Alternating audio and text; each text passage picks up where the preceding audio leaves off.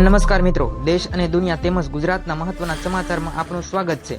આજના મહત્વના સમાચાર મેળવવા માટે વિડીયોને અંત સુધી જોતા રહો। સૌથી પહેલા આવા જ સમાચાર મેળવવા માટે આ ચેનલને સબસ્ક્રાઇબ કરવાનું ના ભૂલતા।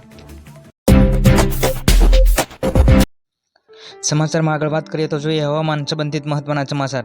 ગુજરાતની અંદર લાંબા સમય સુધી કમોસમી વરસાદની મોટી આગાહી કરવામાં આવી છે। આગામી 12 કલાકની અંદર અમદાવાદ અને ગાંધીનગરમાં વરસાદ પડી શકે તેવી આગાહી કરવામાં આવી છે। આંબાલાલ પટેલના જણાવ્યા પ્રમાણે મોન્થા વાવાઝોડાની અસરથી 2 નવેમ્બર સુધી પશ્ચિમ અને દક્ષિણ સૌરાષ્ટ્રની અંદર વરસાદ પડશે તેવી આગાહી આંબાલાલ પટેલ દ્વારા કરવામાં આવી છે। 8 થી 15 નવેમ્બર વચ્ચે સમગ્ર ગુજરાતમાં કમોસમી વરસાદની શક્યતા છે। ડિસેમ્બર મહિનામાં પણ વરસાદી માવઠું થશે એવી પણ આગાહી કરવામાં આવી છે। મિત્રો, મોન્થા વાવાઝોડું જે પશ્ચિમ બંગાળથી ઉદ્ભવ્યું હતું તે આંધ્રપ્રદેશ બાદ ગુજરાતની જે દરિયાકાંઠાનો સરહદી વિસ્તાર છે તેને ખૂબ નુકસાની વહોરી છે। તો તેને લઈને હવે થોડા એવા સારા સમાચાર છે કે વાવાઝોડાની અસર નહીં થાય, પરંતુ આગામી 15 તારીખ એટલે કે 15 નવેમ્બર સુધી 8 થી 15 નવેમ્બર સુધી માવઠા સ્વરૂપે વરસાદ આવશે, એટલે કમોસમી વરસાદની આગાહી પ્રખ્યાત હવામાન નિષ્ણાત આંબાલાલ પટેલ દ્વારા કરવામાં આવી છે।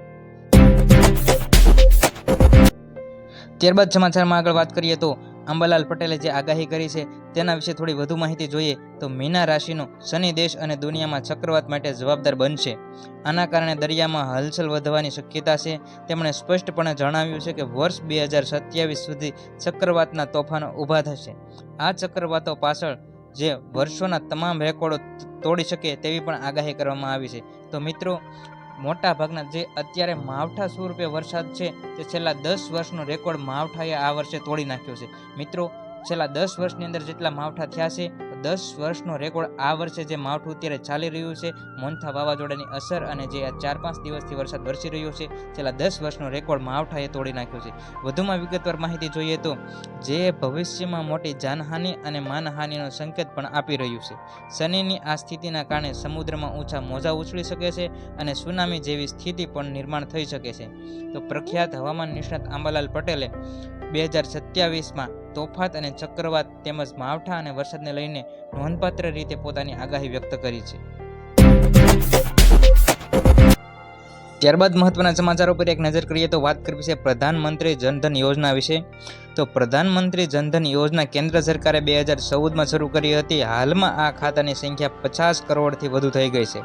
સૌથી મોટી વાત એ છે કે આમાંથી 56% ખાતા મહિલાઓ દ્વારા ખોલવામાં આવ્યા છે। જનધન ખાતું બેંકો દ્વારા 0 બેલેન્સ પર ખોલવામાં આવે છે। આ ખાતું ખોલ્યા પછી તમને મફત રૂપિયા એટલે કે ડેબિટ કાર્ડ પણ મળી આવે છે। આ ડેબિટ કાર્ડ પર તમને 2 લાખનો અકસ્માતિક વીમો પણ ઉપલબ્ધ કરવામાં આવે છે।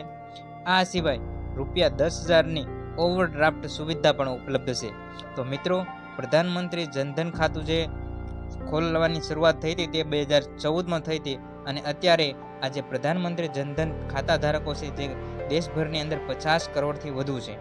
મિત્રો, મહત્વની વાત તો એ છે કે આ જે છે યોજનામાં 2 લાખનો અકસ્માતિક વીમો છે, એટલે આ યોજનામાં ખાતું ખોલાવવું જરૂરી છે અને હોવું પણ જરૂરી છે। અને 10,000ની ઓવરડ્રાફ્ટિંગ સુવિધા છે। મિત્રો, જો તમારા ખાતાની અંદર 0 બેલેન્સ હોય અને તમારે જરૂર હોય તો આ ખાતાની અંદરથી તમને 10,000 રૂપિયા સુધીની જે લોન પ્રમાણે તમને સહાય પણ મળે છે, જે તમારે કરાર મુજબ ભરપાઈ કરવાના હોય છે। ત્યારબાદ સમાચારમાં આગળ વાત કરીએ તો જોઈએ ખેડૂત સમાચારો પર એક નજર કરીએ। ખેડૂતોને પાક ઉત્પાદન વધારવા માટે વિવિધ ઓજારો અને સાધનોની મદદની જરૂર લેવી પડે છે, જેથી સમય અને શક્તિ બચત થાય છે। તો સરકાર દ્વારા ઘણી બધી એવી યોજનાઓ છે, ઘણી બધી એવી યોજનાઓ થકી ખેડૂતોને સાધન અથવા તો સબસિડી સ્વરૂપે સહાય આપવામાં આવે છે। તો એવી રીતે વાત કરવી છે એક મહત્વની યોજના વિશે। જોડાઈ રહ્યો ચેનલ સાથે અને ખેડૂત વિશે એક માહિતી માટે ગુજ્જુ માસ્ટર ન્યૂઝ ચેનલને સબસ્ક્રાઇબ કરી ગુજ્જુ માસ્ટર ન્યૂઝ ચેનલ સાથે જોડાઓ। તો ખેડૂતોને પાક ઉત્પાદન વધારવા માટે વિવિધ ઓજારો અને સાધનોની મદદની જરૂર લેવી પડે છે, જેથી સમય અને શક્તિની બચત થાય છે। તો આ આધુનિક ખેત ઓજારો મૂલ્યવાન હોય છે, બહુ કિંમતી હોય છે। જેમ કે ટ્રેક્ટરની ખરીદી પર સરકાર પણ સબસિડી આપે છે, તેવી જ રીતે અમુક ઘણા કિંમતી એવા સાધનો છે જે ખરીદી પર સરકાર દ્વારા તમને સબસિડી રૂપે સહાય આપવામાં આવે છે। પરંતુ આવા કિંમતી સાધનોની ખરીદી પર ગવર્મેન્ટ ઓફ ગુજરાત દ્વારા સબસિડી આપવામાં આવે છે। ખેડૂતોને electric motor, operating chaff cutter અને એન્જિનના આધારે ચાલતા ચાફ કટરની ખરીદી પર સબસિડી આપવામાં આવે છે। ખેડૂતોને ચાફ કટર સાધનની ખરીદી પર કેટલી સબસિડી મળે, કેવી રીતે અરજી કરવી તથા કયા કયા ડોક્યુમેન્ટ, કેટલી સબસિડી મળશે અને કઈ જગ્યાએ અરજી કરવી, આ તમામ માહિતી મેળવીશું. તો ગુજરાત રાજ્યની આ સબસિડી યોજના છે. ખેડૂત મિત્રોએ આ સબસિડી યોજના મુજબ લાભ આપવામાં આવે છે.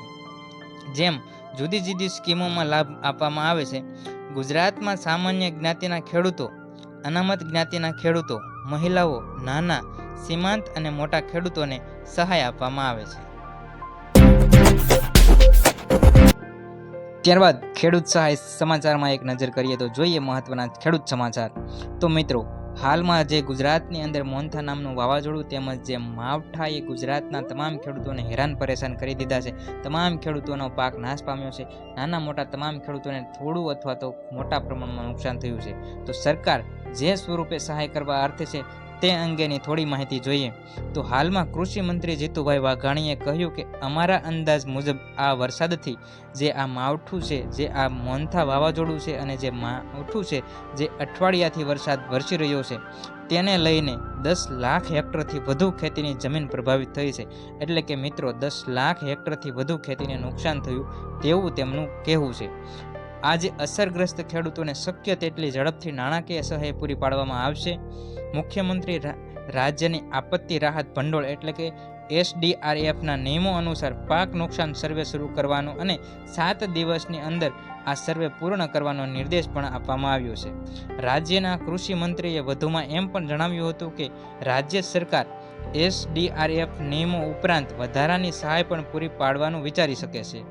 સર્વેક્ષણમાં નવીનતમ ટેકનોલોજીનો ઉપયોગ કરવામાં આવશે જેથી ખેડૂતોને વિલંબ ન થાય, એટલે કે ઝાઝો સમય રાહ ન જોવી પડે અને એકદમ ઝડપી પ્રક્રિયાથી નાણાં સહાય ભંડોળ મળી શકે તે રીતે સર્વે કરવાનું અને તે રીતે સહાય પૂરી પાડવાનું સરકાર વિચારી રહી છે. તો મિત્રો, મહત્વના ખેડૂત સમાચાર તેમજ સરકારની વિવિધ યોજનાઓ વિશેની માહિતી સૌપ્રથમ મેળવવા માટે ગુજ્જુ માસ્ટર ન્યૂઝ ચેનલને સબસ્ક્રાઇબ કરો અને ચેનલ સાથે જોડાઓ.